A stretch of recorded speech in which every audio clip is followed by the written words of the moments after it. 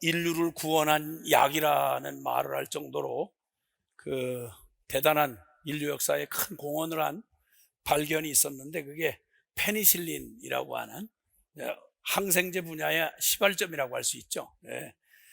그 페니실린을 발견했던 1920년대에 리소자임과 페니실린을 발견한 노벨상 수상자였던 알렉산더 플레밍이라고 하는 사람이 있습니다.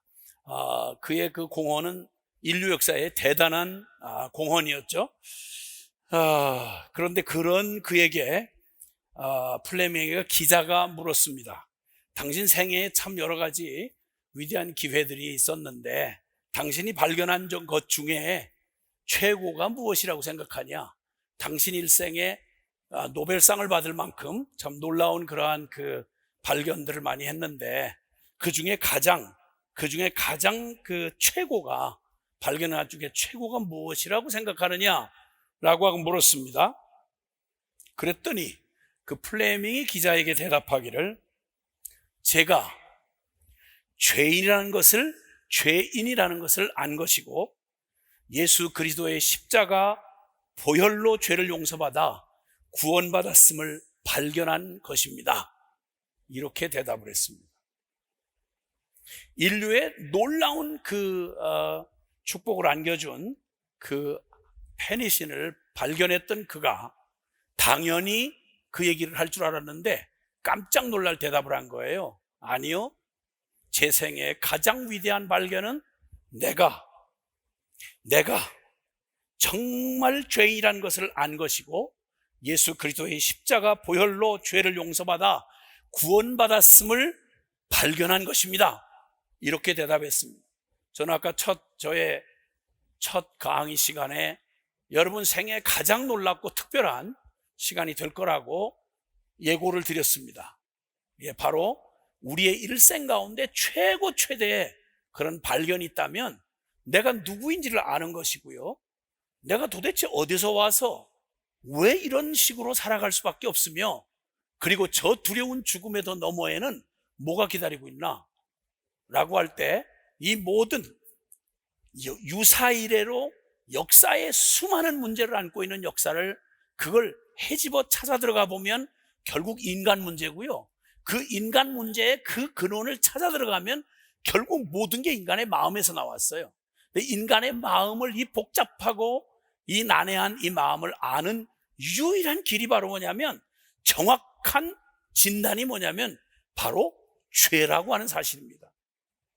죄라고 하는 진리야말로 치명적 결함을 가지고 수많은 혁명과 그리고 인류 역사 내내 우리의 문제와 맞닥뜨려 싸우면서 인간 역사를 바꿔보려고 하는, 그 말은 거창하게 들려서 그렇지 내 인생 문제를 좀 해결해 보려고 하는, 즉 행복하고 싶은 이 몸부림을 여러 모양으로 우리가 애를 씁니다.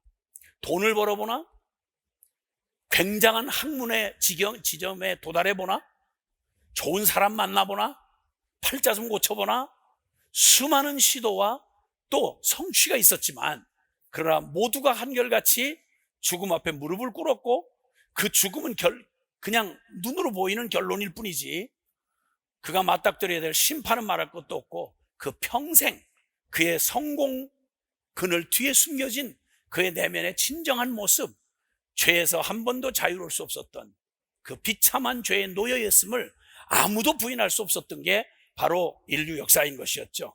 그래서 결국 역사 문제는 인간 문제고, 인간 문제는 인간 내면 안에 있는 죄의 문제다라고 하는 것을 말씀을 드렸고, 우리의 마음 안에 아무도 예배일 수가 없는 성경이 선언한, 정말 내가 존재적 죄인으로 태어나서 부정모혈로 태어날 때 아담 이후로 태어난 모든 부정모혈로 된 자연 출생법을 통해서 이 땅에 태어난 모든 인간이, 모든 사람이 죄를 범하였음에 하나님의 영광에 이를 수 없다.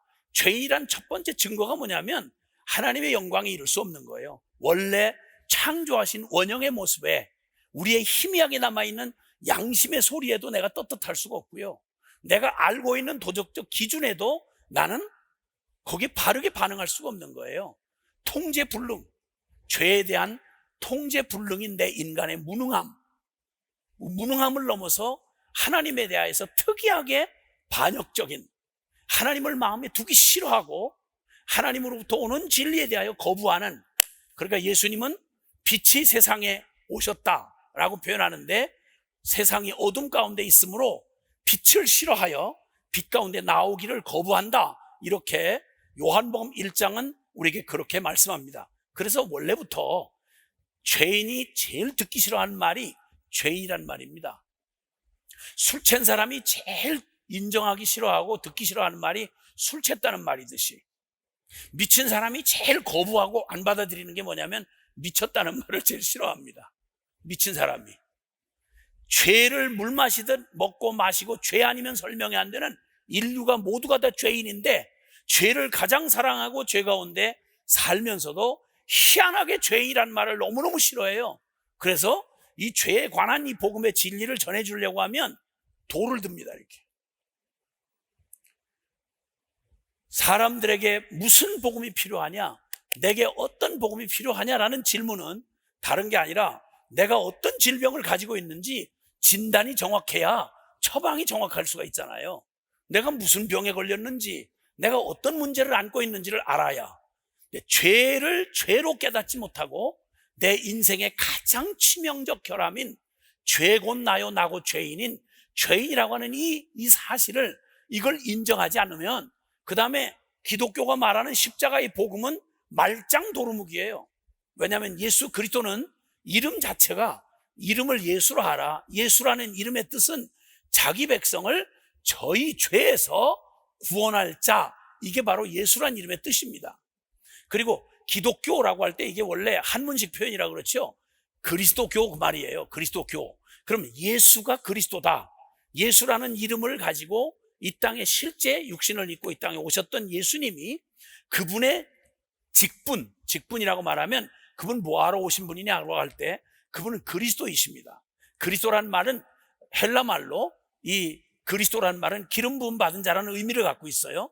그리고 그 같은 의미를 가지고 있는 구약의 히브리 말, 구약 성경에 기록된 히브리 말로는 메시아입니다. 메시아 혹은 그리스도 같은 뜻인데, 이 메시아와 그리스도란 구원자란 말이에요. 그 구원자가 어떤 구원자냐라고 할 때 기름 부음 받은 자, 이 말은 옛날 고대 시대에 즉위식을 할 때요, 이 성경의 기준으로 말하면 왕, 그 다음에 선지자, 그 다음에 제사장, 바로 이 사람에게 하나님이 직접 세우시는, 하나님이 세우는 그 직분자들이 있는데, 구약 성경에 왕을 세울 때 기름 부어요. 즉위식을 할 때.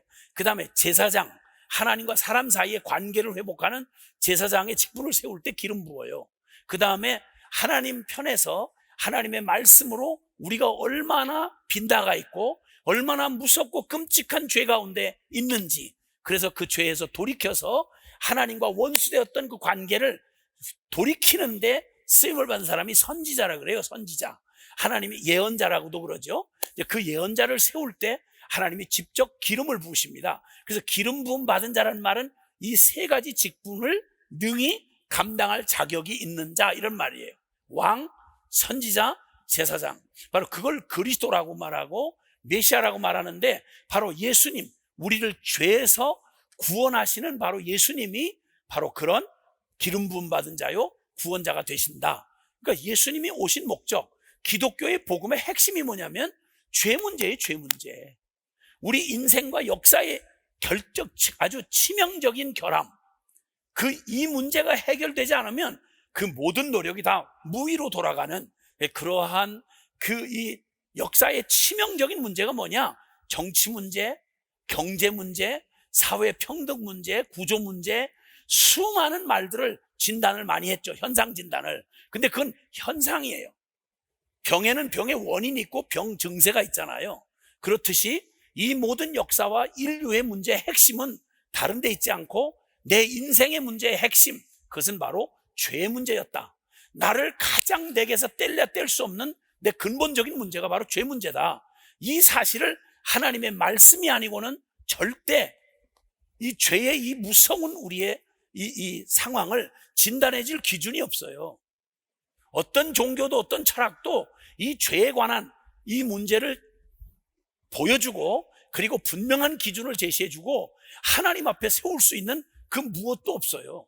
오직 하나님의 말씀만이, 성경만이 우리에게 주어진 유일한 하나님의 계시며 이걸 통해서만 알 수가 있는 겁니다. 근데 아이고 그 뭐 하나님 말이라고 하면 다 자기들 나름대로 자기들 신이 진리라고 말하는데 뭐 이렇게 말하겠지만 아니요. 성경은 왜곡된 생각을 갖지 않는 한 양심 터놓고 성경의 말씀의 진리를 대하면요, 성경에서 말하는 죄를 하나도 비켜갈 수 없어요.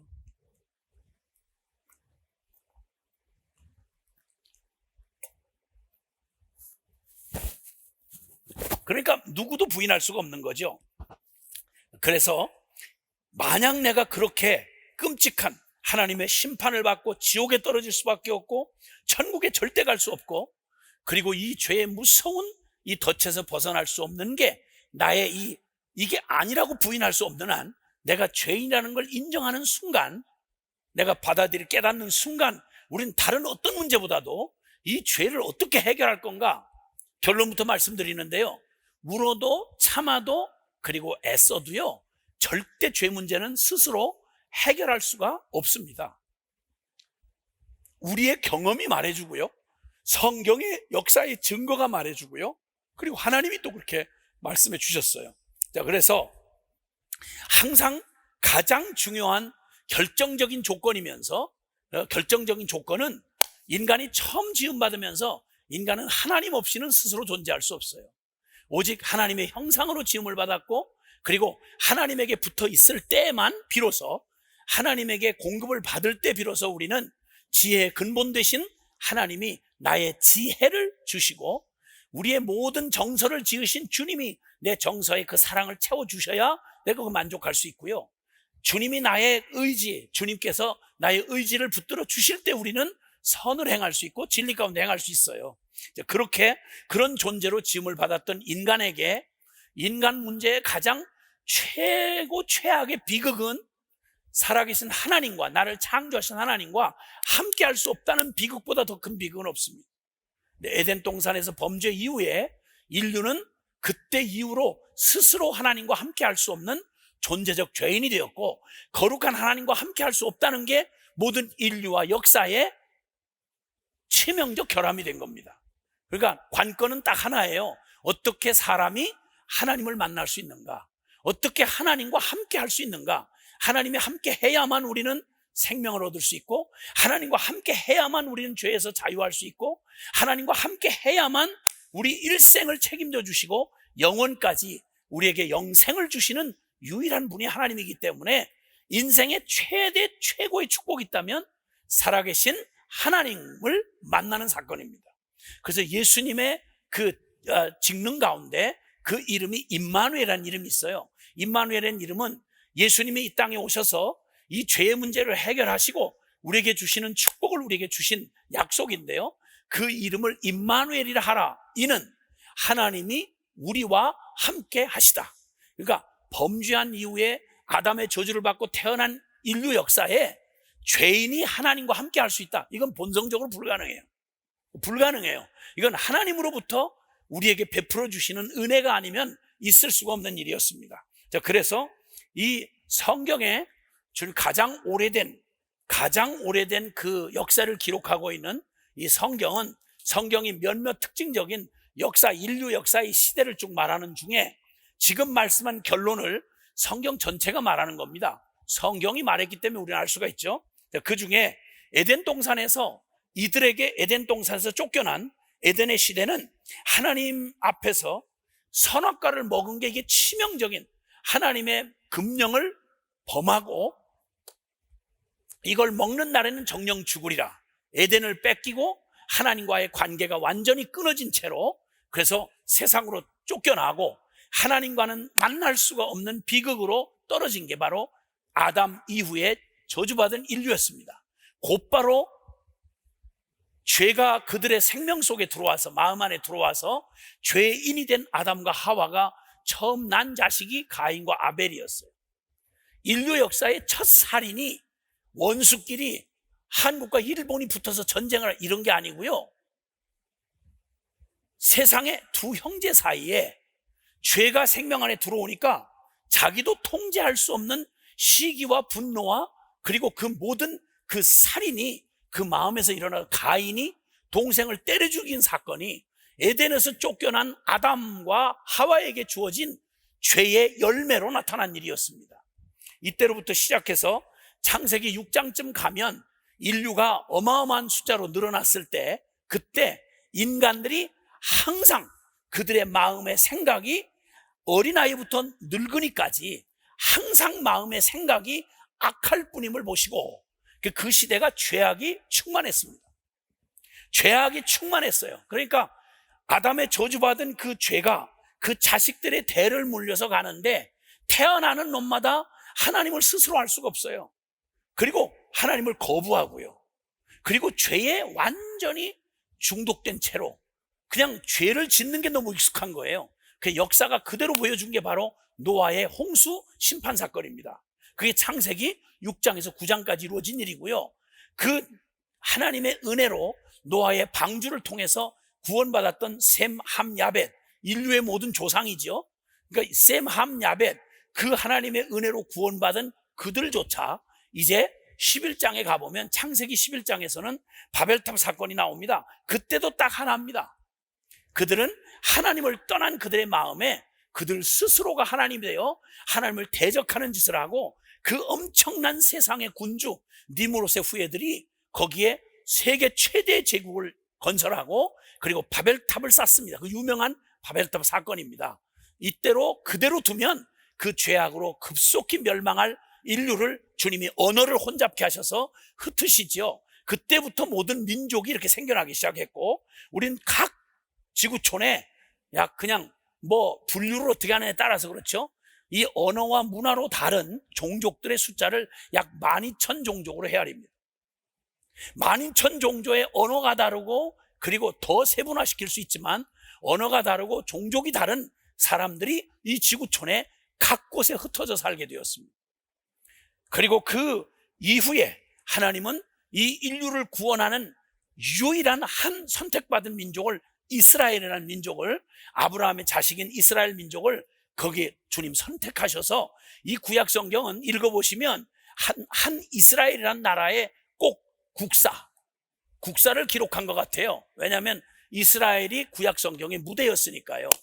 이렇게 하신 이유는 영이 죽어서 하나님을 스스로 할 수 없는 인류에게 하나님을 떠난 게 인간이 받은 저주 중에 제일 무서운 저주고, 인간을 구원하는, 우리를 그 하나님과 벌려놓은 그것이 우리의 마음속에 들어온 죄악, 치명적인 인류의 문제가 바로 죄악이라고 하는 사실을 보여주기 위해서 주님은 이스라엘이라는 선택받은 민족을, 지금 중동의 팔레스타인 땅에 지금 그 나라가 현존하고 있잖아요. 그걸 통해서, 역사를 통해 보여주기 시작했습니다. 그 내용은, 구약 성경 내내 그 내용은 한 가지로 무슨 얘기냐면, 제가 결론처럼 말씀드렸던 역사의 가장 치명적인 결함이 뭐냐, 역사의 중심에 있던 인간의 치명적 결함이 뭐냐, 다른 모든 문제들은 그 나머지서 파생된 거고요. 그 근원을 찾아 들어가면 하나님과 영원히 함께 할 수 없는, 존재적으로 죄인인 인간이 죄를 벗어날 수도 없고 죄를 떠날 수도 없는, 죄로만 설명되어지는, 하나님 없이 스스로 하나님이 되어 마음속에 진리의 기준 없이 정욕을 따라 오직 나 하고 이 탐욕과 정욕을 따라 살다가 죄의 값으로 죽고 심판받는 인생들, 이 문제였다는 사실을 성경이 누누이 말해주고 있는 겁니다. 그래서 죄로 말미암아 하나님께로 나아갈 수 없는 인간의 치명적인 이 문제를 해결하시려고 하나님이 세상을 이처럼 사랑하사 멸망 가운데 놓여진 인류를 구원하시기 위해서 주님이 계속 그 구약의 이스라엘의 실패의 역사를 통해서 거듭 약속해 주신 말씀이 있어요. 그게 바로 뭐냐면, 바로 지금 얘기하려고 하는, 하나님이 이 설명할 수 없는 이 치명적인 결함을 가진 죄인인 인생들을 구원하시기 위해서 하나님이 한 가지를 계속 주님께서 약속해 오셨는데, 그게 뭐냐면, 내가 너에게 메시아를 보내겠다, 구원자를 보내겠다. 그가 바로 하나님의 아들로 이 땅에 오셔서 예수 그리스도의 몸을 입고 이 땅에 오셔서 십자가의 구원을 통해 우리를 죄에 대하여 우리의 모든 저주받은 우리의 운명을 십자가에서 대신 완전히 해결해 주시고, 이제는 부활하신 그 예수님이 성령으로 그를 믿는 모든 사람들의 심령 안에 오셔서 이제는 옛날 죄의 노예가 되어 살던 나에 대하여는 죽고, 이제는 오직 예수 그리스도 부활하신 예수님의 생명을 내 안에 받아들여서 그 예수님을 믿는 믿음으로 살아가는 삶, 이것이 바로 주님이 우리의 모든 이 문제를 해결하시고 하나님과 함께 할 수 없었던 우리를 하나님과 함께하는 결정적인 조건, 하나님이 임마누엘 하시는 그 복음을 우리에게 주시기 위해서 내어 주신 게 바로 십자가 부활의 복음인 것입니다. 그 복음을 우리에게 들려주시기 위해서 주님은 우리에게 이제 결정적인 얘기를 하고 계시는데요. 자, 우리 이런 표현을 해보겠습니다. 복음의 분수령.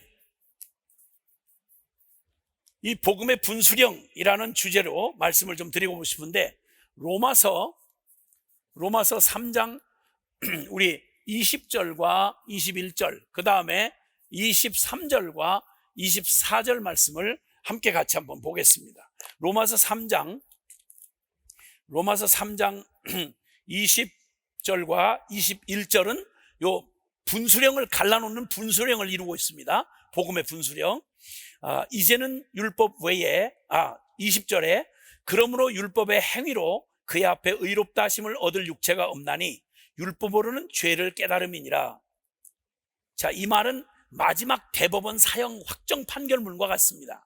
이 얘기는 로마서를 이 성경을 통해서 성경 전체에 녹아져 있는 이 복음의 결론을 우리에게 들려주고 계시는데요. 이 얘기는 바로 우리가 어떤 끔찍한 죄된 운명을 가지고 태어났는지를 주님께서 이렇게 쭉 논증으로 보여주시다가, 그 중에 하나님의 선택받은 이스라엘 백성은 보통 믿지 않는 저 교회 밖에서 하나님도 모르고 성경도 모르는 사람들, 저처럼 교회 밖에서 이제 이방인으로 살다가 성경도 모르고 하나님도 몰랐던 우리는 뭐 그렇다 치고요. 그 중에서 이스라엘 백성은 살아계신 하나님이 직접 그들을 구원하셔서 선민을 삼으셨고, 그리고 그 하나님의 말씀을, 구약 성경의 말씀을 그들에게 주셨습니다. 그래서 그들은 율법도 있고 제사도 있고 그리고 성전도 있고 하나님을 알만한 모든 것을 유대인들에게 다 주셨습니다. 자, 그러니까 딱 두 가지로 나뉘는데요. 이방인인 나 같은 사람은 하나님도 모르고 성경을 들어본 적도 없으니까 태어나서 생긴 욕심 가지고 그냥 내 양심 따라 산다고 그냥 뒤죽박죽 살아온 게 저 같은 이방인이라면, 유대인은, 그러니까 나는 몰라서 죄를 지었어요. 그런데 유대인은 똑같은 죄인이지만 하나님이 그들에게 시키는 대로 순종만 했더라면 구원 얻을 수 있는 하나님의 진리의 말씀을, 이거 구약성경 전부를 자기들이 받은 거예요. 이건 해라, 이건 하지 말아라. 이걸 꽉 짜면 10계명이에요. 10계명. 그래서 하나님을 어떻게 섬기고 어떻게 하나님을 순종해야 될지를 분명히 가르쳐 준 거예요. 자, 나 같은 죄인은 몰라서 죄를 짓고 망하고, 그러면 알면 그럼 지킬 수 있어야 되지 않겠어요? 그런데 유대인은 하나님의 말씀을 맡았고 그 기적을 보고 하나님을 부인할 수가 없어요. 유대인들은요, 역사에 2번 반복될 수 없을 만큼 직접 그들을 애굽에서 구원해내실 뿐만 아니라 핑계할 수 없도록 하나님이 살아계신 하나님의 기적으로 세워진 나라예요. 그러니까 그 사람들은, 유대인들은 이름 자체가 다 하나님과 연관된 이름을 가지고 있고요, 그들의 역사 전체가 다 하나님의 기적으로 되어 있습니다. 그러니까 안 믿는다고 할 수가 없어요. 자, 그러면 살아계신 하나님도 체험했죠. 그 하나님이 이게 순종하여 지키기만 하면 복받는 진리의 말씀을 주셨어요. 그러면 지켜야 될 거 아니겠습니까?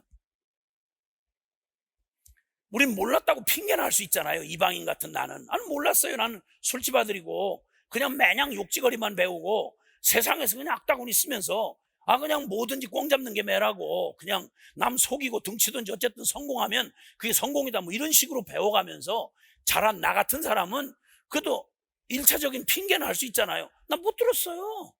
그게 잘못인지 어떻게 알아요?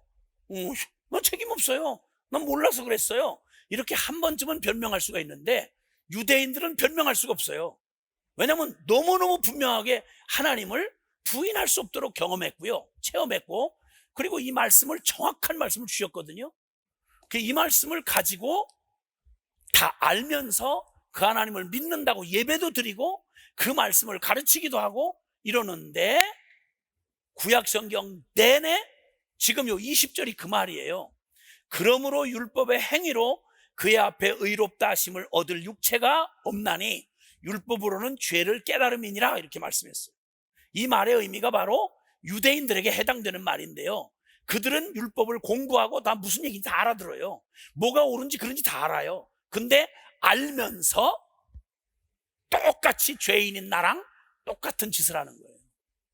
알면서 똑같이 질펀하게 죄를 짓고 악착스럽게 하나님을 반역하고 끝까지 망할 때까지, 바벨론의 포로가 되어 팔려갈 때까지, 그들 완전히 거덜날 때까지 계속해서 그들이 반역한 얘기, 이스라엘 실패 얘기가 이거 구약 얘기예요. 성경 얘기.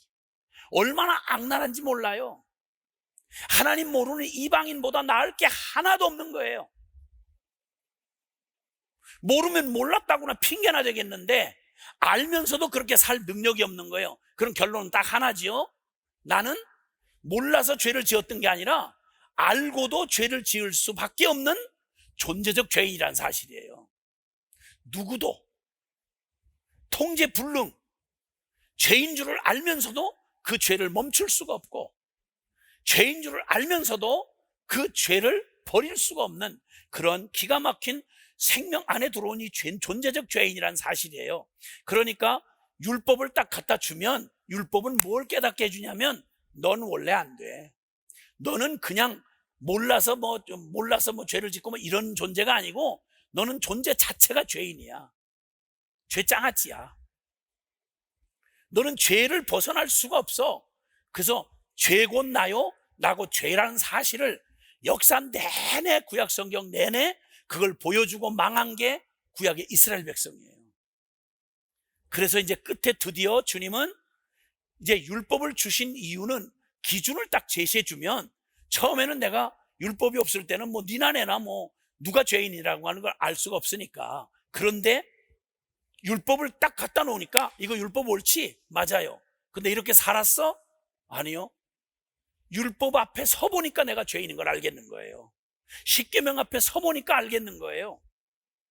하나님의 말씀의 진리를 듣고, 말씀을 듣고 보니까 내가 얼마나 이기적이고 얼마나 악독한 죄인인지를, 하나님 앞에 순종하기를 싫어하는 죄인인지를 알겠는 거예요. 내가 얼마나 음란한지, 내가 얼마나 탐욕에 빠져있는 죄인인지를 말씀을 배우면 배울수록 알겠는 거예요.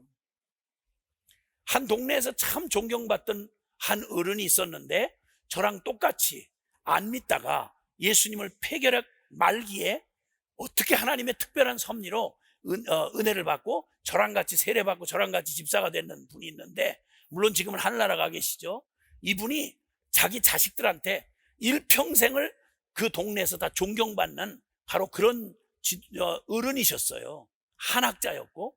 근데 그분이 성경을 읽어 나가다가, 성경을 읽고 사람들 앞에 동네 최고 선하고 모범적인 어른이라고 다 칭찬받고 진짜 청렴하게 살고, 자녀들이 전부 존경하는, 그 자녀들이 또 다 지금 법원의 판사이기도 하고 다들 이렇게 성공한 자녀들이 다 있는데, 자기 아버지가 얼마나 올곧게 아주 그냥 정말 반듯하게 사신 분인지를 아는데, 그분이 돌아가시기 한 달 전에 마지막 유언을 한 걸 녹음을 해놨는데, 그분이 이렇게 얘기하더라고요. 나는 적어도 나는 너희 앞에 부끄럽지 않고 한 인생을 올곧게 살아왔다고 나는 자신을 했다. 그런데 내가 성경을 뒤늦게 예수님을 믿고 성경을 읽다가 보니, 성경에 기록된 죄 중에 하나도 나랑 비켜갈 죄가 없다는 걸 깨달았다. 내가 애비로서 너무 후회스러운 한 가지는, 내가 너에게 하나님도 모르게 하고 어줍지 않은 내가, 죄인인 내가 남 앞에 올바로 산다고 스스로 자만해서 너희에게 하나님에게 나올 길을 막았던 이 죄가 내가 평생 살아온 중에 유일한 후회다. 애비라고 생각하거들랑 나 죽은 후에 너희가 모두가 이 애비를 정말 애비라고 생각한다면 하나님께로 돌아와라. 우리 똑같은 나는 이 중에 어느 죄도 나는 이 죄 중에 비켜가는 죄가 없더라. 가장 의롭다고 사신 분이 그런 고백을 하셨어요. 나를 버리지 않고 하나님이 나를 사랑했고 나를 구원해서 다 아들의 생명을 대신 주었다. 이 내용을 차근차근 알아가는데 저는 감동과 감동의 연속이었어요. 시간이 흘러갈수록 죄이란 말이 누가 말 안 해도요, 성경을 읽으면 진지한 태도로 읽으시면 아담이 범죄했다는 얘기, 선악과 따먹었다는 얘기, 옛날 얘기로 들릴 수가 없어요. 나는 수없는 선악과 앞에서 나는 수없이 양심을 저버리고 수없이 선악과를 하나님을 저버리는 이런 악한 짓을 얼마든지 할 수 있는 죄인이라는 거 누가 말 안 해도 알아요. 성경의 율법 10계명에 걸리지 않는 게 없더라고요. 알아가면 알아갈수록 나는 존재적으로 죄인이라는 사실을 제가 수십 년, 이렇게 40년이 넘도록 성경을 알아가면 알아갈수록 내가 얼마나 소망 없는 죄인이며 내게서 어떤 것도 불가능한 사실을 오늘 로마서 3장 20절에 복음의 한 결론, 복음의 분수령이라고 말할 때 결론, 바로 사람으로는 안 된다. 마지막 사형 선고, 마지막 대법원 확정 판결, 인간이 어떤 선한 노력이나 아무리 율법을 지키려고 하는 노력으로도 네 존재 자체를 바꿀 수 없다. 돌을 갈고 닦는다고 보석이 될 수 없는 것처럼 죄인을 아무리 씻고 닦고 별짓을 다 하고 율법을 연구하고 지켜도 너는 하나님 앞에 존재적인 죄인인 네 운명을 결코 바꿀 수가 없다. 사람끼리는 조금 희꾸무리한 죄인이 될 수 있을지 몰라도 하나님의 그 거룩한 의 앞에는, 심판 앞에는 피해갈 수가 없다 이 말이에요. 그 사실을 저는 시간이 흘러가면서 주님께 받은 은혜가 나 다 모르고 나 같은 이 쓰레기 같은 인생을 사랑해서 구원해 줬다는 말만 믿고도 내 인생은 다시 돌아올 수 없는 길로 완전히 뒤집어져 가지고 그때부터 너무 행복해서 그 다음 내가 그 후 10년 동안, 보통 교회 생활 해보신 분들은 알겠지만 제가 새파란 나이에 안수 집사가 됐어요. 안수 집사가 돼가지고 교회에서 하여튼 제일 열심히 있는 신자가 된 거죠. 열심히 내가 아는 한 성경 이거 하나 붙들고 미친 듯이 이 성경에 미쳐서 그냥 미친 듯이 성경 읽었고요. 성경 외에 관심이 없었어요. 그리고 교회에서 시키는 대로 신앙생활 열심히 했고요. 따로 기다릴 것도 없이 부탁해서 교회에서 봉사하는 기회라면 모든 거 다 했고요. 무소유로 살았어요. 진짜 혹시 몇 푼이라도 돈 많이 벌지도 못했고 몇 푼이라도 버는 돈 있으면 헌금하는 재미로 살았어요. 아이 5을 낳는데요, 이 5 낳고 내가 내 인생에 만난 최대 사건이 이 영원히 하나님 없이 죄의 종로로 타다가 죽어서 지옥 갈 것밖에 없는 이 확실한 죄인 놈이 내가 스스로 알 수 없는 예수님을, 원래 예수님이 지구 반대편에서 태어나셨더라고, 유대 땅에서. 그런데 그 지구 반대편에 그냥 찌들어서 하나님을 도저히 받아들일 수 없었던 반만년 역사의 고집세기로 그렇게 불가능한 이 민족이 130년 전까지만요, 이 조선 땅은 완전히 하나님 믿기에는 완전히 불가능한 땅이었어요. 중국 사람이, 일본 사람이 우리보다 먼저 복음을 받아들였는데 여기는 천주교가 개신교보다 100년 앞서가지고 선교하러 들어왔다가 얼마나 잔혹하게 죽였는지 지금도 전국에 천주교 순교 성지가 널려 있어요. 이렇게 잔혹한 민족이에요. 이 한국 사람들이 무섭도록 하나님을 받아들이지 않았어요. 발을 붙일 수가 없도록 오는 쪽쪽 죽였어요. 개신교 선교사들 마찬가지고요. 그런데 어떻게 지구 반대편에 있는 그 복음이, 거기서 시작된 복음이 세상의 극동쪽 끄트머리에, 거기도 한국 사람 중에 제일 찌그러진 망한 술집 아들인 나를, 그것도 살 소망을 잃어버린 나를 어떻게 이렇게 끝까지 찾아와서 이 복음을 전해주셨나. 세상에 어떤 나를 이렇게 70억 중에 찾고 찾아서 이 무지하고 악한 소망 없던 나를 어떻게 이 복음을 들려주셔서 내가 죄인이란 사실을 깨닫게 해주시고 나를 구원하기 위해서 하나님이 천지를 창조하고 모든 걸 다 가진 주님이 내가 얼마나 불가능한 죄인이었으면 천사도 만드시고 모든 세상을 다 만드신 하나님이 어떻게 하나밖에 없는 아들, 당신의 아들 예수를 내 죄값으로 대신 죽여서 살려야 되는 길이 그 길밖에 없다 그러면 내가 도대체 어떤 놈이길래, 내가 어떤 이 쓰레기 같은 놈이, 내가 나를 봐도 용서가 안 되는 이런 이 죄짜라치 같은 놈을 어떻게 하나님이 사랑하다 미쳐서 누가 나를 기억해 주겠냐고, 이런 무식한 놈을, 이런 죄인 놈을, 성공해봤자 우리 아버지 꼴 날 놈을 어떻게 나를 이렇게 사랑하다가 아무리 사랑하다가 미쳐도 유분수지, 나를 살릴 수 있는 유일한 길이 당신의 하나밖에 없는 아들을 대신 죽여야 나를 살릴 수 있다, 아니 이걸 방법이라고 지금 하시는 거예요?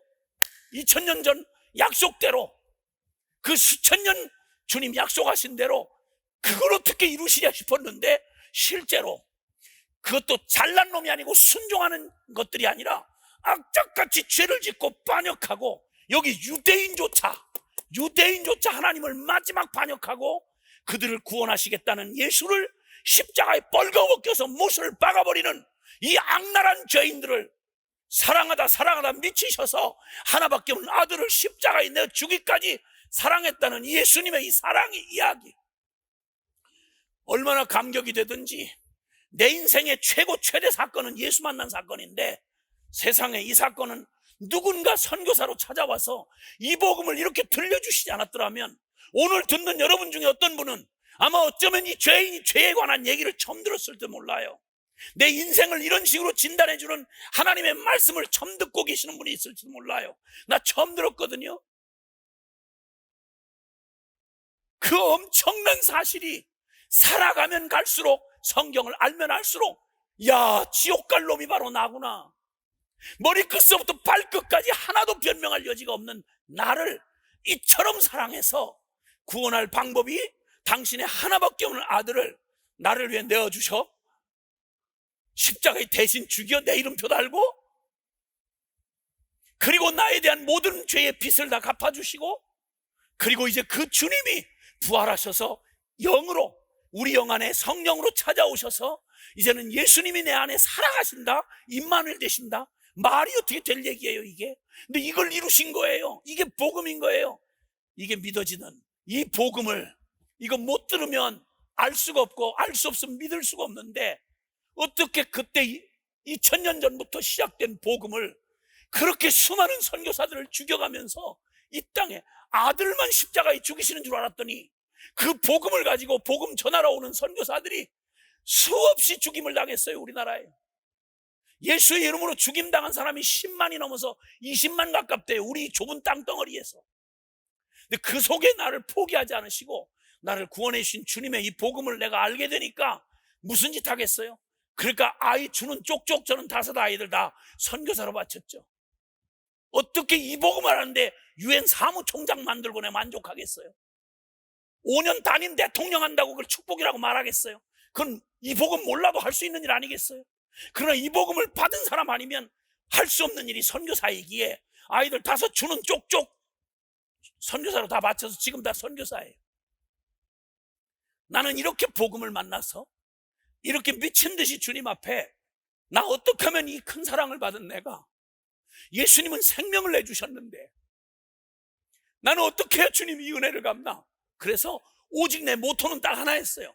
다른 거 다 뭐 축복이니 뭐니 이래서 이보다 더 큰 축복이 어디 있겠어요? 그래서 다른 거 말고 싫어요. 다른 거 다 싫으니까 저 하나님 이 큰 사랑 받은 내가 주님 앞에 이 사랑 은혜에 보답하면서 살아야 되겠다. 그러고는 자식들은 선교사로 바치고 저는 죽자사자 교회 봉사하면서 주님 기쁘시게 하는 일이라고 생각되면 뭐라도 했어요.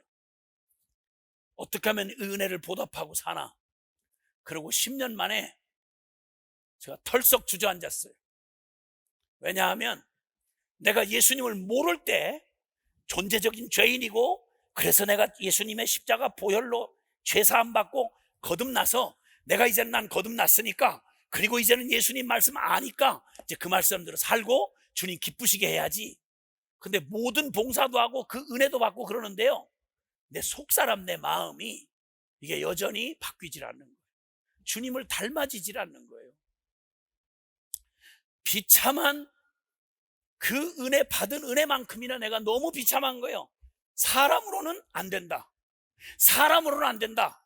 율법을 알면 알수록, 하나님의 말씀을 알면 알수록 내가 그렇게 사람들에게 칭찬받고 열심히 있는 내가, 그렇게 성경을 연구하고 사람들에게 전도하고 그렇게 봉사하는 내가, 내 속사람 하나님이 알고 내가 알잖아요. 내 마음 깊은 곳에, 내 마음의 깊은 바닥에 내 실체를 숨길 수가 없는 거예요. 변화되질 않는 거예요. 혹시 이 중에 저처럼 이렇게 은혜를 받고 교회 안에서 이 뜨거운 은혜 성령 체험하고 복음 만나고 열심히 주님을 위해 딴 결론 없이 이렇게 살아보신 분 중에 이런 목마름이 혹시 있었던 분 혹시 계십니까?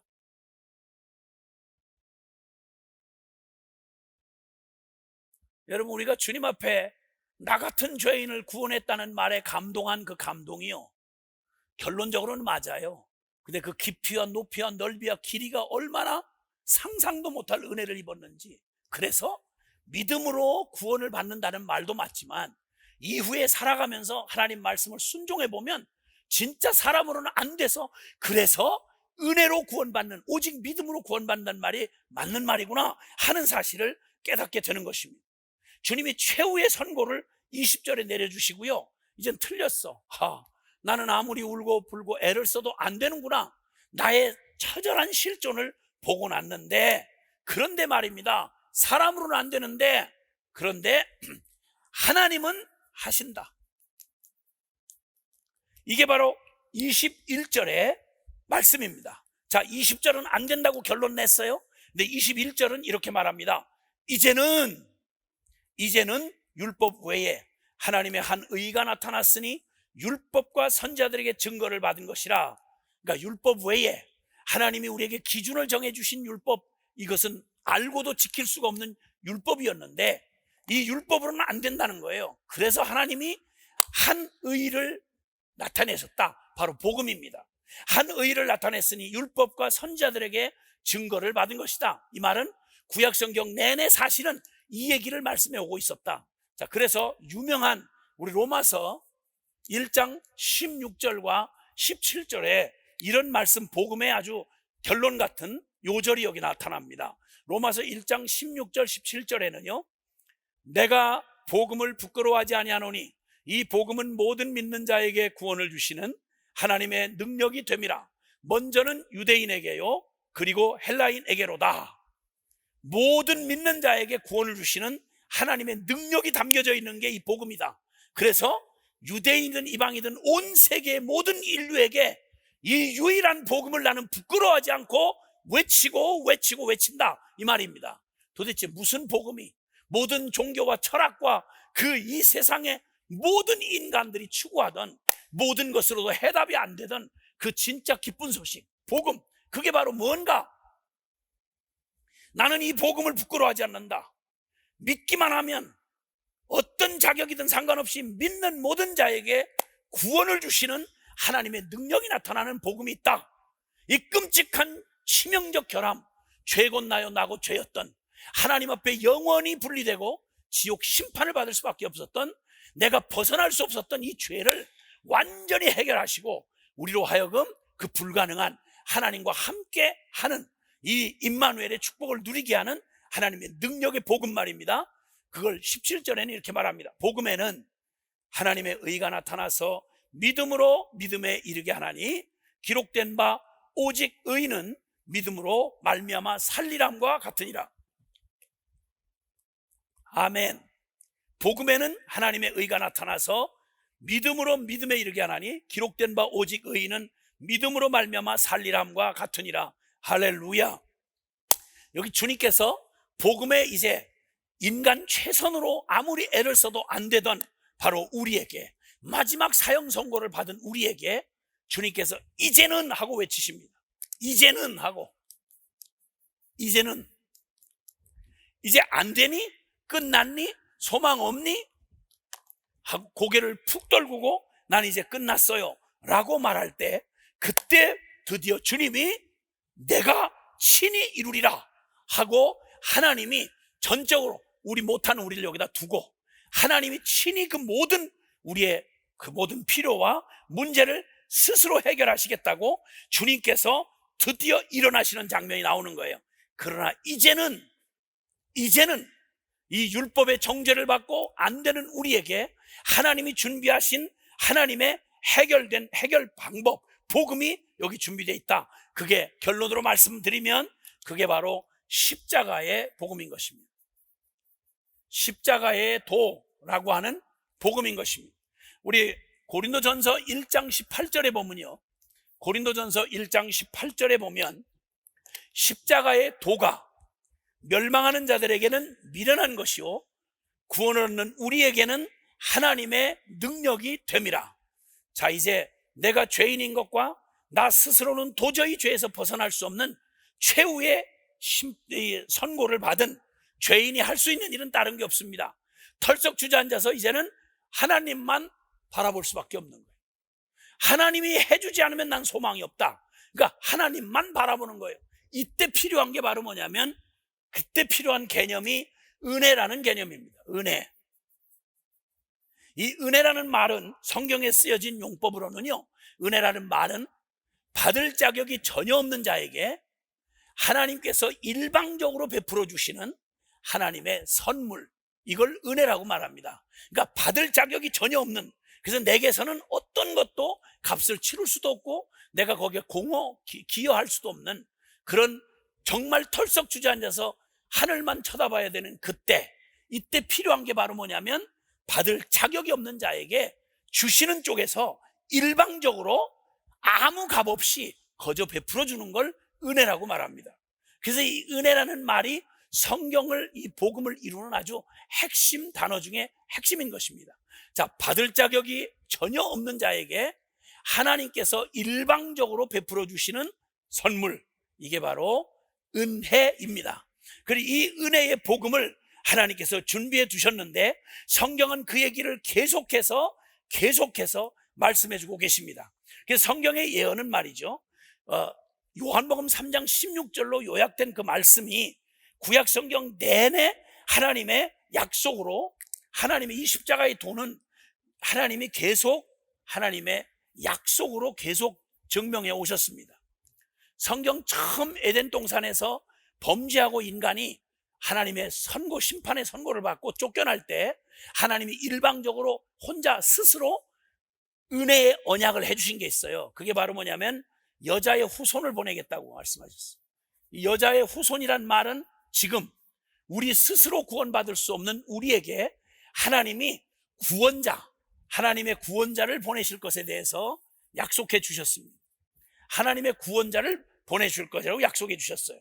그리고는 그 다음에 이 여자의 후손을 구약 성경 내내 약속을 해오시다가 그 주님께서 우리 그 구약의 이스라엘 백성들에게 제사 제도를 통해서 유월절 어린 양, 속죄의 어린 양으로, 속죄의 어린 양, 우리의 죄를 어떻게 하나님이 일방적인 은혜로 우리 죄를 해결해 주시는지를 보여주시는 그러한 그 유월절 속죄의 어린 양으로 계시를 해 주셨습니다.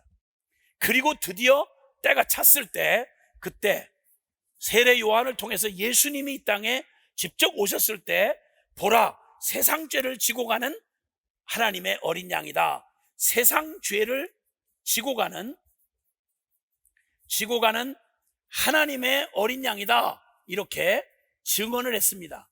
예수님은 다른 모습으로 오시지 않았고요, 처음부터, 구약 성경 처음부터 이 죄를 범하여서 하나님에게서 영원히 심판 가운데 떨어진 인류를 구원하시는 하나님의 방법을 처음부터 계시해 주셨어요. 하나님의 약속, 창세기에 3장 15절에 여자의 후손을 보낼 것이고 그 여자의 후손이 너희를 구원해 주시되, 바로 그 구원자가 되어서 오시는데 우리에게서 하나님이 우리에게 죄로 말미암아 일어난 모든 문제를 해결해 줄 유일한 자격자, 그분을 약속하신 게 바로 여자의 후손이고요, 그 구원자란 말이에요.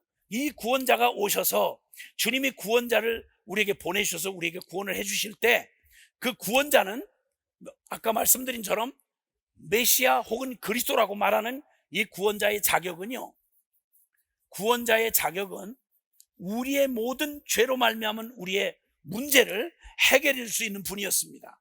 자, 여기서 시간 관계상 긴 설명을 드릴 수는 없겠지만, 처음 에덴 동산에서 처음 범죄가 이루어질 때 무슨 일이 벌어졌냐면, 바로 사탄이, 하나님을 대적하는 그 사탄 마귀가 그 이 죄의 원흉입니다. 죄는 사탄에게서부터 시작이 됐습니다. 그래서 하나님에게서 지음받은 하나님의 형상인 바로 이 아담과 하와에게 그 선악과를 범하게 할 때, 그때 무슨 문제가 일어났는가 하니, 하나님만을 섬겨야 하는 그들이 하나님의 말씀에 순종한 게 아니라 사탄의 말을 들음으로 사탄의 종이 되고 말았습니다. 그리고 그 죄를 범하고 죄의 노예가 된 거죠. 자, 여기서 영적인 문제가 일어나서 사탄의 죄를 지음으로 사탄의 종이 되었고, 그리고 죄의 노예가 되었습니다. 그리고 뿐만 아니라 이제는 그 하나님과 완전히 이렇게 됨으로 하나님과 원수가 되었습니다. 이게 바로 죄를 범죄하고 그 마음 생명 안에 죄가 들어온 우리의 운명이었습니다. 그러면 이 문제를 해결해 주려면, 아까 말한 그리스도가 되려면, 하나님이 기름 부음 받은 자가 되려면 적어도 무슨 일이 일어나야 되는가? 그는 왕이며 그는 제사장이며 그리고 그는 선지자여야만 하는 것입니다. 이 모든 자격을 가진 분이 바로 이 문제를 해결할 수 있는 자격자입니다. 그래서 하나님이 이 모든 자격을 갖추신 한 분을 주님께서 약속해 오셨는데, 그게 바로 구원자 되시는 우리가 구원자 되는 예수 그리스도, 바로 그분입니다. 예수님이 유일하고 완전한 자격을 가지신 거죠. 자, 그러면 성경이 증언하는 바에 로마서 1장, 이 사실을 말해주는 로마서 1장 1절에서 4절 말씀을 한번 보시겠습니다. 로마서 1장 1절에서 4절 말씀을 제가 읽어드리겠습니다. 예수 그리스도의 종 바울은 사도로 부르심을 받아 하나님의 복음을 위하여 택정함을 입었으니, 이 복음은 지금 성경이 선언한 바를 잘 들으셔야 합니다. 이 복음은 하나님이 선지자들을 통하여 그의 아들에 관하여 성경에 미리 약속하신 것이다. 즉, 성경을 통해 계속 하나님이 계시해 주셨고, 그 약속하신 그 약속의 핵심이 뭐냐면, 하나님의 그의 아들, 이 유일한 자격을 가진, 왕이며 제사장이며 선지자 그 자격을 가진, 바로 그 완전한 자격을 가진 유일한 한 분, 그분은 바로 하나님의 아들이신 예수 그리스도이신데, 그분에 관하여 여러 모양으로 여자의 후손이라고 말하고, 속죄의 어린 양이라고 말하고, 세상죄를 지고 가는 하나님의 어린 양이라고 말하는 이 모든 여러 모양으로 계시된 분이 바로 역사 속에 2000년 전 이 땅에 직접 오셨던 하나님의 아들 예수 그리스도다라고 하는 말을 결론처럼 말씀하고요, 3절과 4절에 그의 아들에 관하여 말하면, 육신으로는 다윗의 혈통에서 나셨고 성결의 영으로는 죽은 자들 가운데서 부활하사 능력으로 하나님의 아들로 선포되셨으니 곧 우리 주 예수 그리스도시니라. 아멘, 아멘. 자, 여기 그 아들 예수님이 성경에 누누이 말해왔던 여자의 후손으로 오시는 분이요, 즉 하나님의 아들이면서 육신을 입고 성육신 하셔서 죄는 없으시면서 우리 죄를 해결해야 되니까 죄는 없으시면서 완전한 육신의 생명을 가지신, 바로 성육신 하신 바로 하나님의 아들 예수 그리스도, 이분이 이 자격을 가져야만 우리 죄를 위한 대속의 속죄양이 될 수 있는 자격이 되고요, 하나님이 인정하신, 그래서 죽은 자들 가운데서 부활하사 능력으로 하나님의 아들로 선포되셨다. 그래서 주님이 이 일을 이루시기 위해서는 죄 없는 분이시면서 우리 죄를 위한 죄의 하나님의 심판을 완전히 받아서 그 심판을 치러내심으로 우리에게 대한 죄의 저주 아래 놓여있던 사단의 종노릇하던 우리가 하나님 앞에 심판을 받아 그 죄에 대하여 죽고, 이제 그 모든 운명이 끝나고 이제는 오직 새 생명이 되시는 예수 그리스도 그분이 우리 안에 성령을 보내셔서 이제는 하나님의 영이신 성령님이 우리 안에 오셔서 살아갈 수 있는 길을 준비하시겠다. 이것이 바로 구약 성경 내내 우리에게 약속되어진 복음의 핵심이었습니다. 그 복음을 이루실 유일한 자격자가 바로 예수 그리스도, 우리가 아는 BC와 AD로 역사를 나누었던, 예수님 이전과 예수님 이후로 나누었던, 하나님의 약속대로 육신을 입고 마리아의 자궁을 통해서 이 땅에 오시되, 그는 우리와 같이 아담의 피를 받지 않아서 죄는 없으시고, 그리고 우리를 대신할 수 있는 완전한 사람이 되기 위해서 그 자궁 속에서 10달을 보내고 우리처럼 똑같은 자격과 조건으로 사람이 되어 오셨어요. 그러니까 신성과 인성을 온전히 가지심으로 하나님 앞에서 우리의 완전한 이 죄인으로 태어났던 우리의 이 죄를 완전히 대신할 수 있는 자격, 인간으로서의 자격을 완전히 갖추시고, 대신 죄는 없어야 돼. 그러니까 하나님이신 예수 그리스도가 직접 이 땅에 오셨어야만 되는 거예요. 이건 우리의 이성으로 알아들 수가 없는, 하나님이 다른 길이 없어서 유일하게 이 죄에 관한 심판을 끝을 내시고, 그리고 우리에게 이 새 생명을 주셔서 우리가 잃어버렸던, 바로 저주받았던 우리의 운명에서 하나님의 생명을 받는 유일한 길을 준비해 놓으신 게 성경이 말하는, 성경이 그토록 불가능했던 우리에게 구원을 주시는 하나님의 비밀이 되는 것입니다. 그래서 이 비밀은 누구나 알아들 수가 없어요. 이건 이해될 수 있는 게 아니에요. 그래서 설득하려는 게 아니라 하나님이 그 일을 이루셨다고 선포하고 알려주는 거지, 이건 우리의 이성적으로 생각하고 판단해 보세요 하고 이렇게 설명을 드리는 게 아니라는 말입니다. 하나님이 이 일을 일방적으로 이루신 거예요. 왜? 우리로서는 안 되니까. 복음의 분수령을 이루는 사람으로는 이미 끝났어요. 그냥 가만히 두면 죄 가운데 살다가 심판받아 영원히 죄와 함께 지옥으로 가면 돼요. 근데 그걸 하나님이 개입하셔서 우리로 하여금 우리를 구원하시는데, 하나님도 딜레마가 뭐냐면 우리를 구원하시려고 보니까 우리가 죄와 하나가 돼 있어.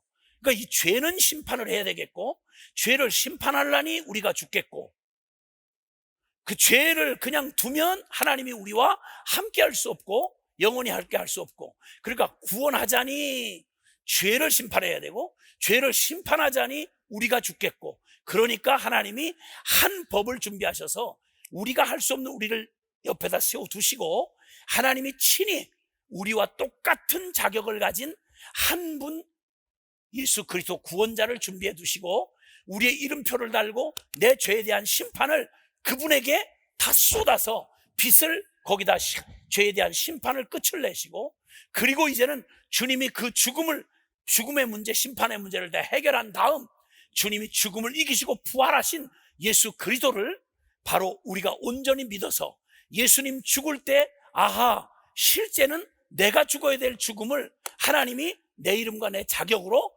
저기 심판을 집행하셨구나 라고 하는 걸 깨달아 알게 하시고, 그걸 믿게 하시고, 그리고 이제는 나 그때 죽은 나는 옛사람 내가 중이 되어 하나님 없이 살아가던 내가 이제 예수 죽을 때 나 함께 하나님 앞에서 죽었다는 사실을 믿음으로 받아들이고, 이제는 내 안에 예수님을 나의 전부로 부활하신 예수님을 받아들여서 이제는 그 주님이 내가 사는 것 아니요, 내 안에 그리스도가 사시는 이 하나님이 준비하는 은혜의 복음을 내가 온전히 믿기만 하면 주님께서 약속대로 성령을 보내셔서 이제는 내가 사는 게 아니요, 내 안에 그리스도 사는 새 삶을 주심으로 이제 하나님이 주시는 구원을 우리에게 누리게 하시겠다라고 하시는 말씀입니다. 이게 성경의 가장 핵심적인 비밀이고요, 역사의 가장 풀 수 없는 숙제를 하나님이 이런 방식으로 해결하신 것입니다.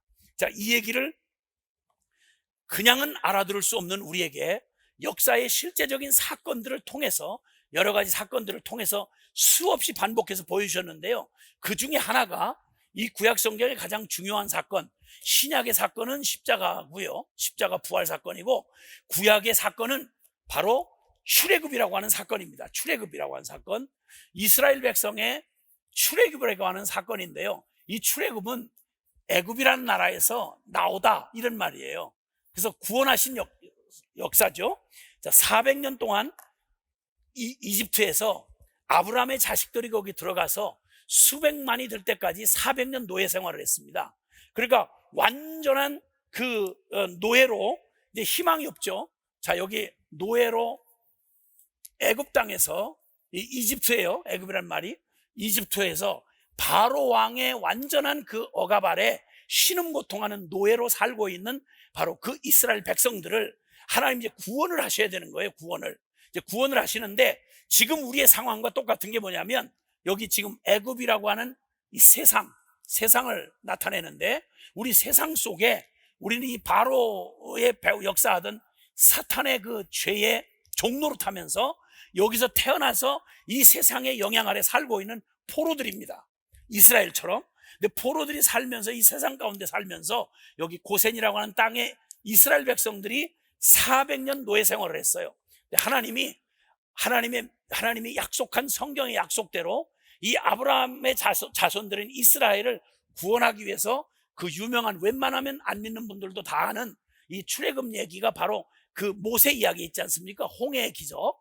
그 모세 이야기로 우리가 알려져 있는 그 내용입니다. 그 내용의 핵심은 구원이에요. 구원인데, 어떻게 주님이 구원을 하는가? 여기서 애굽에서 완전히 노예로 붙들려 있는 그들을 구원하기 위해서 하나님이 마지막 이 10가지 하나님의 권능으로 재앙을 보여주시다가 그냥 애굽을 막 들이치십니다. 그런데 끝까지 애굽의 바로 왕이 놓질 않아요. 이 백성들을. 그 완전히 재산인데 놓겠어요. 이때 하나님이 이들을 구원하기 위해서 주님이 쓸 수 있는 마지막 카드가 이제 10가지 재앙 중에 10번째 재앙이 바로 심판이란 카드입니다. 다른 거 없어요. 이 애굽을 심판해버리면, 바로 왕과 이 애굽을 심판해버리면 여기서 끄집어내면 돼요. 그런데 하나님에게 딜레마가 뭐냐면, 하나님이 심판을 하실 때는 하나님 자체가 거룩하시기 때문에 아무리 목적이 좋아도 당신 스스로가 그 법을 어기서 정의를 어길 수는 없죠. 그래서 그분은 공의의 심판을 해야만 하는 겁니다. 자, 애굽을 심판해서 그들을 무력화하고 이들을 끄집어낸다고 하는 이 결론에는 별 어려움이 없는데, 문제는 하나님이 심판을 하려고 보니까 이 이스라엘 백성이 어디에 있느냐면 요 애굽의 포로로 있는 거예요. 그러니까 심판을 만약에 애굽에다 행하려면, 그러면 고센 땅에 있는 이스라엘도 하나님의 심판 앞에는 이들도 똑같은 죄인이니까 같이 심판받아 죽을 수밖에 없는 거예요. 자, 그러면 이들을 구원해내기 위해서 마지막 쓸 수 있는 건 심판밖에 없고, 심판을 하자니 이스라엘도 같이 죽게 된 거예요. 똑같은 죄인이니까. 이걸 어떻게 해야 구원을 받느냐? 자, 구원하기 위해서는 심판을 해야 되겠고, 심판을 하려니 이스라엘이 죽겠고, 이 딜레마를 어떻게 해결하느냐? 이게 바로 출애굽 사건, 구원이라고 하는 사건의 핵심 사건이에요. 이게 우리와 똑같은 지금 상황이에요. 자, 하나님이 우리를 구원해 주셔야 되겠는데, 우리가 다른 게 아니고 우리의 마음의 주인이 되어 우리의 존재를 완전히 사단이, 죄 곧 나요, 나고 죄인, 내가 죄인 자체예요. 그러니까 하나님이 나를 죄에서 건져 주셔야 내가 이제 죄에서 해방돼서 하나님 앞에 구원받고 이제 축복을 누릴 수가 있겠는데, 문제는 이 죄를 심판하셔야만, 죄는 심판 없이는 해결이 안 되니까, 죄를 심판하자니 내가 죽겠고, 나를 살리자니 심판을 할 수가 없고, 이게 딜레마인 거예요. 그럼 어떻게 심판은 심판대로 하면서, 그러니까 죄에 대한 심판을 철저히 하면서 어떻게 나를 살리는가? 그렇게 해서 하나님이 스스로 정하신 법이 바로 뭐냐면, 여기 이 방법이 뭐냐면, 이 공의의 심판밖에는 이제 길이 남지 않았는데, 이 심판 속에서 이스라엘도 그들 존재 자격 자체로 하면 그들도 똑같은 죄인이니까 심판받아 죽어야 되는 거예요. 그때 하나님이 선택하신 게 뭐냐면, 이게 공의의 심판이라면, 공의의 심판 딴 거 없어요. 눈은 눈이고 이는 이고, 내가 죄를 지으면 내가 죽으면 돼요. 그럼 끝나면 그만이에요. 근데 목적은, 이 심판의 목적이 있는 게 아니라 구원의 목적이 있으니까, 그 구원을 이루려고 할 때 이 이스라엘도 하나님의 공의의 심판을 피해갈 수는 없어요. 이들도 심판을 받긴 받아야 되는데, 이때 하나님이 공의 외에 한 법을 준비하신 게 대속이라고 하는, 혹은 구속이라고 하는 이 하나님의 한 정의를 법을 하나 다시 주님이 결정하셨어요. 그게 뭐냐면, 이런 거예요. 내가 빚을 지면 공의대로 하면 내가 빚을 갚아야 되잖아요. 그런데 내가 완전히 망해가지고 내 스스로 빚을 갚을 수가 없어. 고대 시대에는 내가 빚을 지고 빚을 갚지 못하면 자기 몸을, 자식이든 자기든 자기 몸을 그 빚을 못 갚은 값으로 노예로 팔려야 돼요. 그런데 내 스스로는 이걸 해결할 수가 없는데 공의대로 말하면 내가 갚아야 돼. 그런데 이렇게 될 때 나 스스로는 구원받을 수가 없기 때문에 누군가가 나를 가장 아끼는 어떤 내 형제든지 누가 실력이 되는 사람이 내 이름과 내 자격으로 내 빚을 그 채주한테 대신 갚아주는 거예요. 그래서 공의는 해결이 된 거예요. 나는 아무것도 할 수 없는데 나를 구원할 길이 다른 게 없으니까 내가 갚아야 이걸 공의의 값을 갚는데 이렇게 못하니까 누군가가 대신 내가 갚아야 할 빚을 대신 갚아주고, 그리고 나의 노예 문세를 찢어버리고, 자, 공의는 해결됐어, 빚 갚았어 하고 노예 문세를 찢어내고, 너는 네가 직접 내가 내 이름으로 했으니까 너는 아무것도 하지 않았지만 내가 네 자격으로 했으니까 너가 이 빚은 네가 스스로 갚은 것과 똑같아. 너는 믿고 노예 문서 찢겨진 거 보고 믿음으로 자유해 하고 풀어줄 때 이걸 속량이다 혹은 대속이다 이런 말을 해요. 하나님이 바로 이 법을 하나 공의 외에 준비해 놓으신 거예요. 그러니까 공의에도 문제가 없고 하나님의 사랑도 이룰 수 있는 유일한 길이 바로 뭐냐면 이거예요. 대속 내지는 구속이라는 거예요. 그래서 성경에서 가장 중요한 핵심적인 개념 하나가 바로 뭐냐면 공의가 있어요. 공의는 우리가 죄 지면 내가 갚으면 돼요. 내가 죽으면 돼요. 죄의 삭은 사망이에요.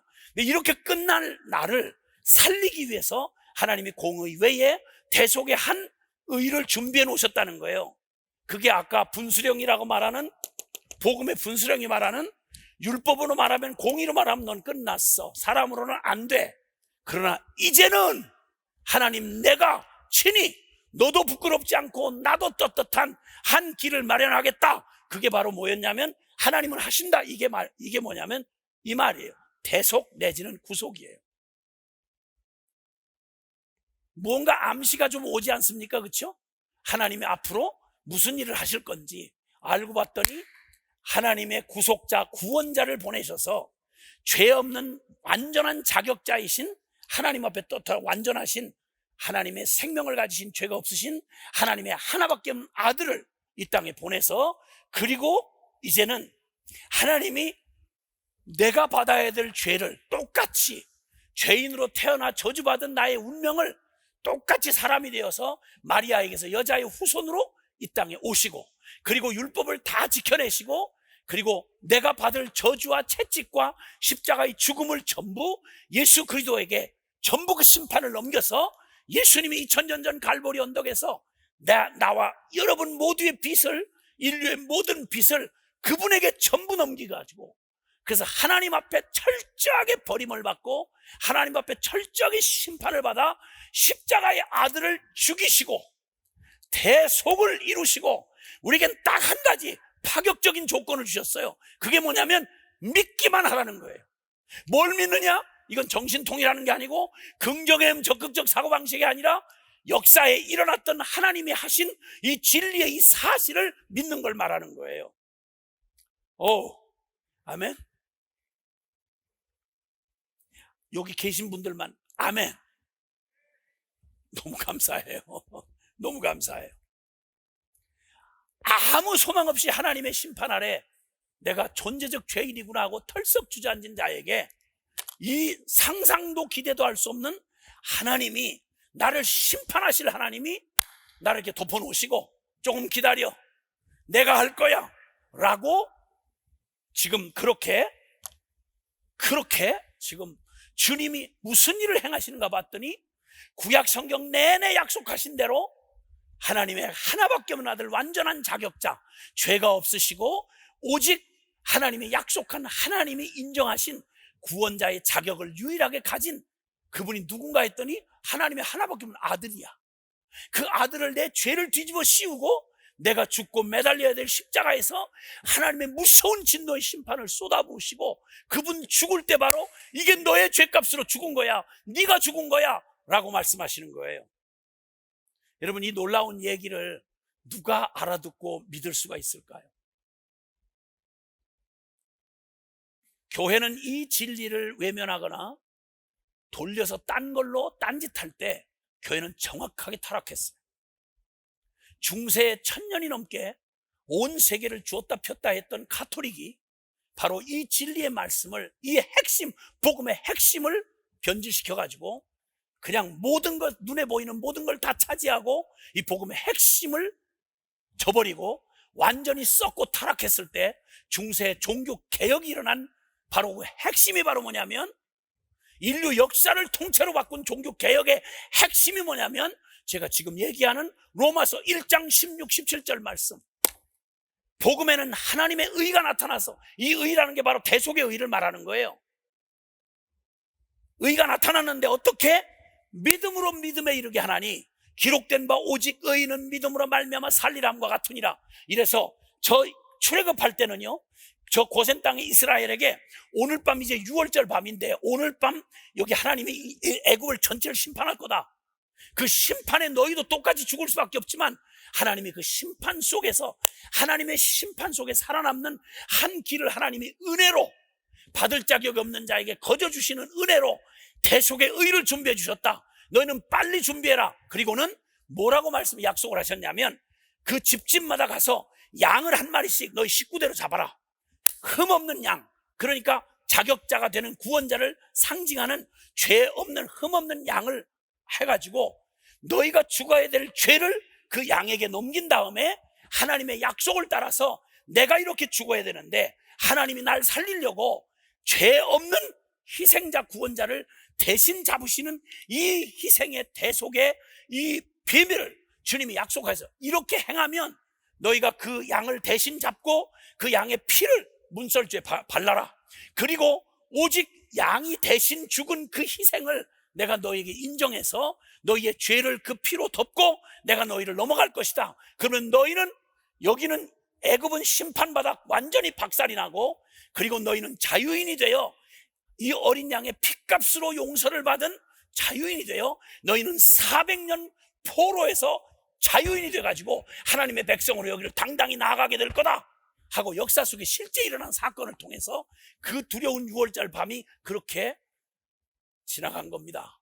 모두가 다 믿음으로 하나님의 약속을 의지하고 그 양, 흠없는 양을 잡아서 피를 받아가지고 우슬초로 바깥 문설주에 발랐습니다.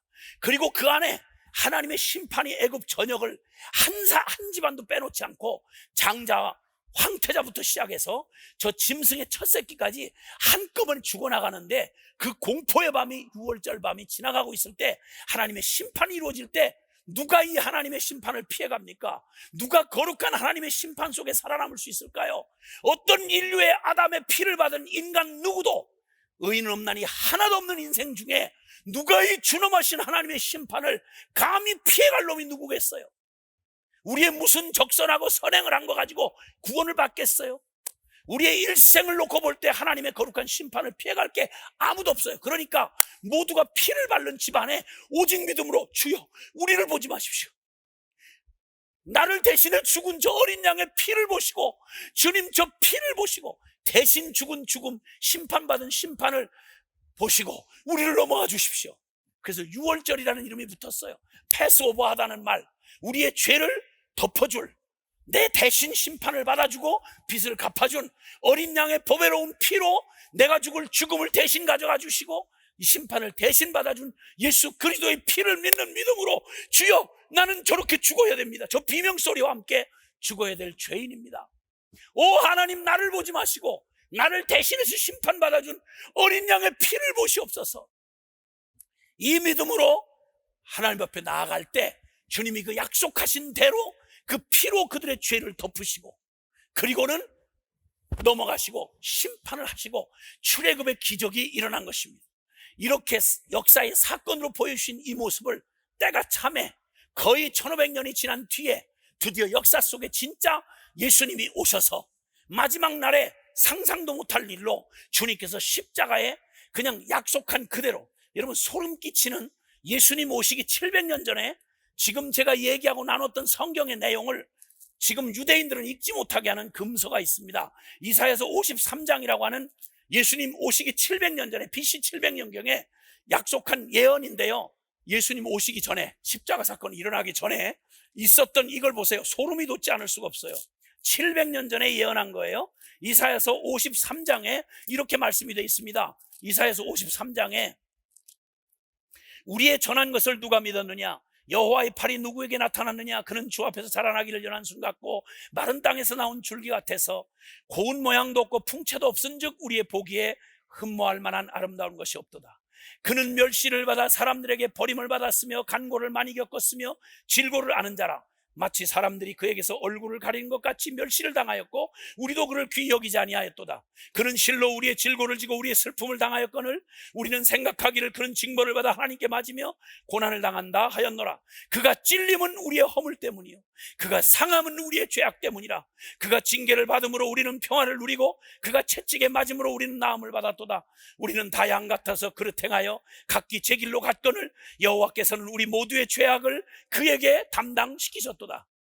여러분, 상상도 못하고 지금 유대인들은 지금도 안 받아들이고 있는 이게 700년 전에 그들이 기다리는 메시아 구원자가 오시면 우리의 전한 걸 누가 믿었냐? 여호와 팔이 누구에게 나타났느냐? 꼭 예수님의 일생을 지켜보고 기록한 것 같아요. 700년 전에 그가 우리를 어떻게 구원하시는가 했더니 우리는 다 양 같아서 그릇 행하여 각기 제 길로 갔거늘 태어나서 생긴 욕심과 저주받은 죄인으로 하나님 마음에 두기를 싫어하고 내가 하나님 되어서 마지막 그렇게 행하던, 그렇게 살아가던 바로 우리 죄인들이 우리가 각기 그릇 행하여 제 길로 가고 있는데 우리 무리의 죄악을 그에게 담당시키셨도다. 우리는 하나님 반역하고 그게 가슴에 못질하고 떠나가고 있는데 하나님은 우리와 의논 안 하시고 우리가 악한 짓을 하고 저주받을 짓을 하고 걸어가고 있는데, 하나님을 반역하고 있는데, 예수님을 십자가에 못 박은 짓을 하고 있는데 하나님은 우리 무리의 죄악을 당신의 아들에게 지우시고 2000년 전 갈보리 언덕에 올리셔서 그가 대신 채찍에 맞고 그가 대신 뻘거벗긴 채 사지가 뒤틀어지도록 비명을 지르고 하나님 앞에 버림받고 죽어갈 때, 그게 바로 저와 여러분이 그렇게 죽어야 할 바로 그 자리에 주님이 당신의 아들을 매달아 놓고 나는 너희의 죄를 저 내 아들의 생명으로 다 쏟아붓고 해결했다고 선언하시면서 우리에게 딱 한 가지 파격적인 조건을 말씀하시는 거예요. 믿기만 하라고. 저렇게 죽어야 될 게 바로 너인데 내가 너를 살리려고 내 이름표 달고 네가 되어 내 아들을 갈보리 언덕에 처절하게 그 죄값을 다 갚았다.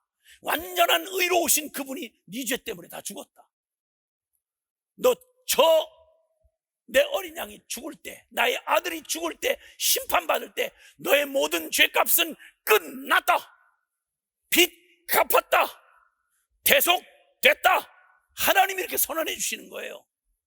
그리고는 이제 우리의 노예 문서를, 죄의 문서를 찢어버리시고, 그리고 이제는 예수 죽을 때나 함께 죽고, 그리고 이제는 내 안에 내가 주인 되어 살아왔던 저주받은 하나님 없는 나의 인생을 돌이켜 회개하고 예수님을 문제 해결사 도우미가 아니라 나의 새 생명으로, 그분이 나를 위해 죽으시고 다시 부활하신 주님이 이제 핏값으로 나를 사셨으니까 주님이 내 인생의 주인이십니다 하고 그 주님을 내 마음에 온전히 받아들여서 나의 인생의 전부가 되어 오십시오.